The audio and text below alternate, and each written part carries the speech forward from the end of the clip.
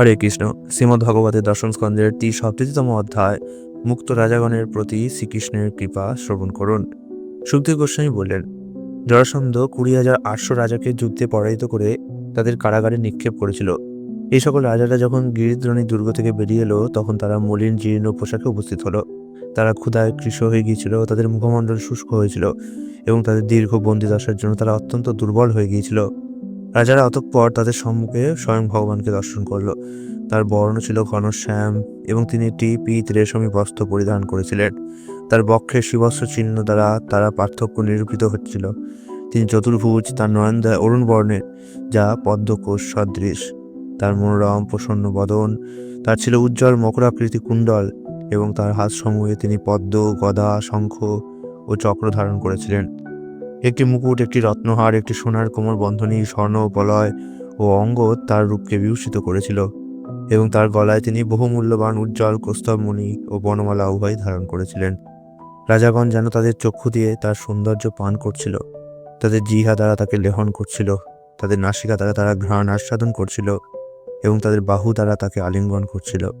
তাদের অতীতের পাপ এখন বিনষ্ট হয়েছে। সকল রাজাগণ তাদের মস্তক তার পাদদয়ে স্থাপন করে ভগবান হরিকে প্রণাম নিবেদন করলেন। শ্রীকৃষ্ণকে দর্শনের আনন্দ তাদের বন্দিত্বের ক্লান্তিকে দূরীভূত করলে রাজাগণ কৃতাঞ্জলি সহকারে দণ্ডায়মান হলেন এবং ঋষিকেশকে স্তুতি বাক্য নিবেদন করলেন।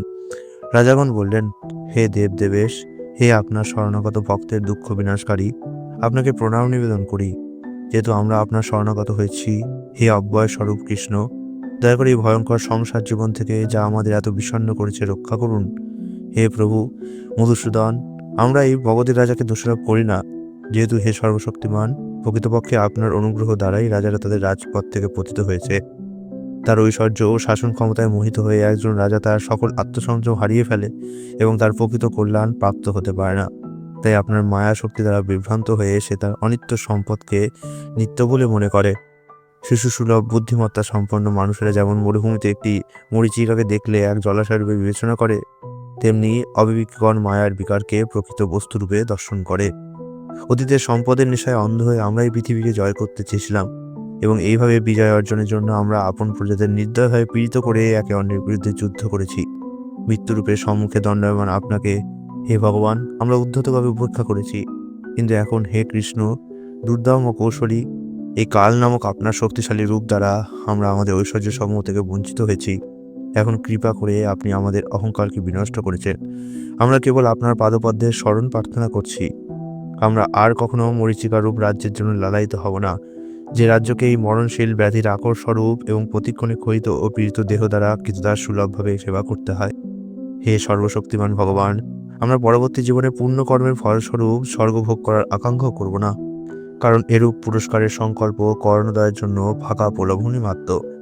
এই জগতে আমরা জন্ম ও মৃত্যুর চক্রে আবর্তিত হয়েও কিভাবে নিরন্তর আপনার পাদপদ্মের স্মরণ করতে পারি, দয়া করে তা বর্ণনা করুন। আমরা বসুদেব পুত্র হরি শ্রীকৃষ্ণকে বারংবার আমাদের প্রণাম নিবেদন করি। পরমাত্মা গোবিন্দ তার শরণাগত জনের সকল ক্লেশকে বিনাশ করেন। সুখদেব গোস্বামী বললেন, এইভাবে এখন বন্ধন থেকে মুক্ত রাজাগণ ভগবানের স্তুতি করেছিলেন। অতঃপর হে প্রিয় পরীক্ষিত, কৃপাময় শরণাগত বৎসর মধুর বচন তাদের বললেন। পরমেশ্বর ভগবান বললেন, এখন থেকে হে প্রিয় রাজাগণ, সকলের ঈশ্বর ও পরমাত্মা স্বরূপ আমার প্রতি তোমাদের অচলা ভক্তি হবে। আমি তোমাদের নিশ্চিত করলাম, তোমরা যেরকম ইচ্ছা করছো সেরকমই ঘটবে।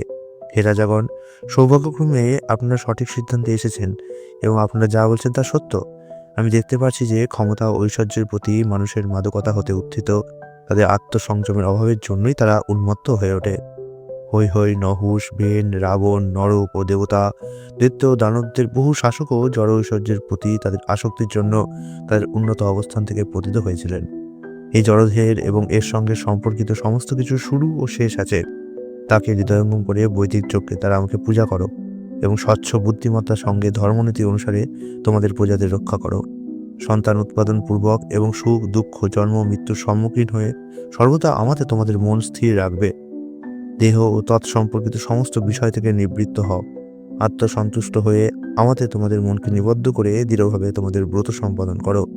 এইভাবে অবশেষে তোমরা পরম ব্রহ্মস্বরূপ আমাকে লাভ করবে। সুখদেব গোস্বামী বললেন, এইভাবে রাজাদের নির্দেশ প্রদান করে জগদীশ্বর শ্রীকৃষ্ণ পুরুষ ও স্ত্রী ভৃত্যদেরকে তাদের স্নান ও পরিচর্যার জন্য নিযুক্ত করলেন। হে ভরতকুলনন্দন, ভগবান তখন রাজা সহদেবকে নিয়ে রাজার পক্ষে উপযুক্ত সকল বস্ত্র, অলঙ্কার, পুষ্পমাল্য ও চন্দনপিষ্ট অর্পণ দ্বারা তাদের সম্মানিত করালেন। তারা যথাযথভাবে স্নাত ও শোভিত হওয়ার পর তারা যাতে উত্তম ভোজ্য সহকারে ভোজন করে, ভগবান শ্রীকৃষ্ণ তা দর্শন করলেন। তিনি রাজাদের সুখোপযোগী বিভিন্ন দ্রব্য যেমন তাম্বুল ইত্যাদি প্রদান করলেন। ভগবান মুকুন্দ দ্বারা সম্মানিত এবং কঠোর দুর্দশা হতে মুক্ত রাজাগণ দীপ্তিমান রূপে শোভা পাচ্ছিল। তাদের কুণ্ডল সমূহ চকচক করছিল, ঠিক যেমন চন্দ্র ও অন্যান্য গ্রহসমূহ বর্ষা ঋতু শেষে আকাশের দীপ্তিমান রূপে শোভিত হয়। অতঃপর ভগবান রাজাদের উত্তম অশ্ব দ্বারা আকর্ষিত এবং রত্ন ও স্বর্ণে বিভূষিত রথে উপবেশনের আয়োজন করে তিনি তাদের যার যার নিজ রাজ্যে প্রেরণ করলেন। এভাবে কৃষ্ণ দ্বারা সকল কষ্ট থেকে মুক্ত হয়ে পরম মহাত্মা রাজাগণ গমন করলে তাদের যাত্রাপথে তারা কেবল জগদীশ্বর ও তার আচরণসমূহের ভাবনায় নিমগ্ন ছিলেন। পরমেশ্বর ভগবান যা করেছিলেন, রাজাগণ তাদের মন্ত্রী ও অন্যান্য পার্শ্বদের তা বর্ণনা করলেন এবং তিনি তাদের যা নির্দেশ প্রদান করেছিলেন তারা তা অধ্যবসায়ের সঙ্গে পালন করেছিল। ভীমসেন দ্বারা জরাসন্ধকে নিহত করার আয়োজনের পর ভগবান কেশব রাজা সহদেবের কাছ থেকে পূজা গ্রহণ করে পিতার দুই পুত্র সহ প্রস্থান করলেন।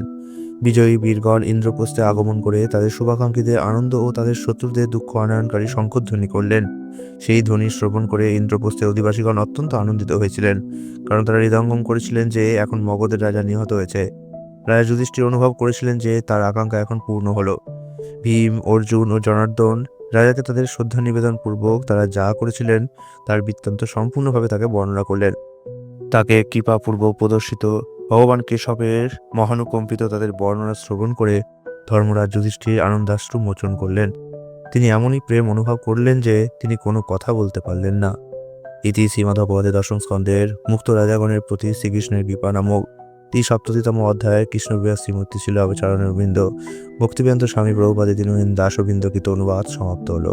হরে কৃষ্ণ।